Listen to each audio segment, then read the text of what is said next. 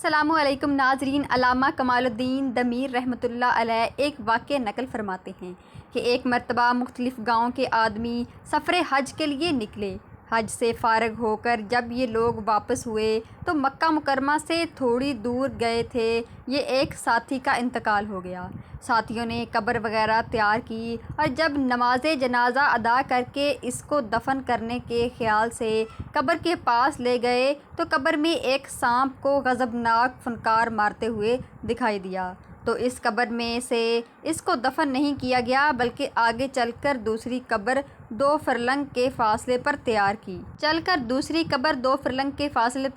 کی گئی اور ساتھی کو اٹھا کر اس قبر کے پاس لایا تو اس میں بھی سانپ موجود تھا۔ ان لوگوں نے سمجھا کہ شاید یہ سانپوں کی زمین ہے، اس لیے دفن کرنے کا فتویٰ حاصل کرنے لگے۔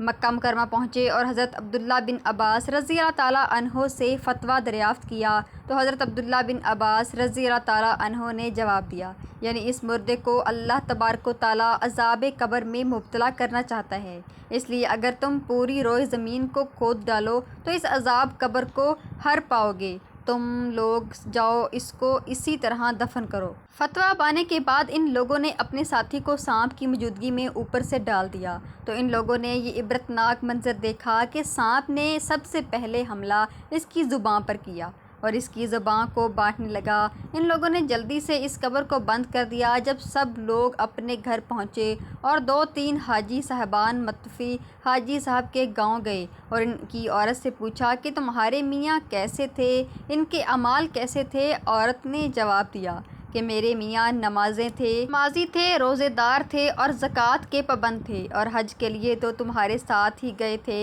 ان کا سب سے کام اچھا تھا۔ ساتھیوں نے قبر کے عذاب اور سانپ کا واقعہ سنایا۔ اس پر سانپ نے سب سے پہلے حملہ اس کی زبان پر کیا، آخر وہ کیا کرتے تھے؟ تو عورت نے کچھ دیر چپ رہنے کے بعد بیان کیا کہ میرے میاں کی ایک بات یاد آتی ہے، وہ یہ کہ جب وہ مہاجر سے 100 پوری گئیوں کی بھاؤ طے کرتے آتے تو وہ 100 بوڑے گئیوں سے 2 گئیوں کے بورے اپنے لیے رکھ لیتے اور اس کی جگہ بس بولے جو کہ خرید ان کو 100 بوڑے گئیوں میں ملا کر مہاجر کو دے دیتے، چونکہ یہ بھی ایک طرح کا حرام کام تھا۔ فروخت شدہ گئیوں کا نہ دینا اور اس کی جگہ جو دے دینا اور 10 بوریوں سے خود فائدہ اٹھانا حرام تھا، اس لیے حرام کام پر اس کو سزا ملی۔ ناظرین، اس واقعے سے معلوم ہوا ہے کہ عذاب قبر کا مشاہدہ کبھی کبھی دنیا میں ہی کر دیا جاتا ہے تاکہ لوگ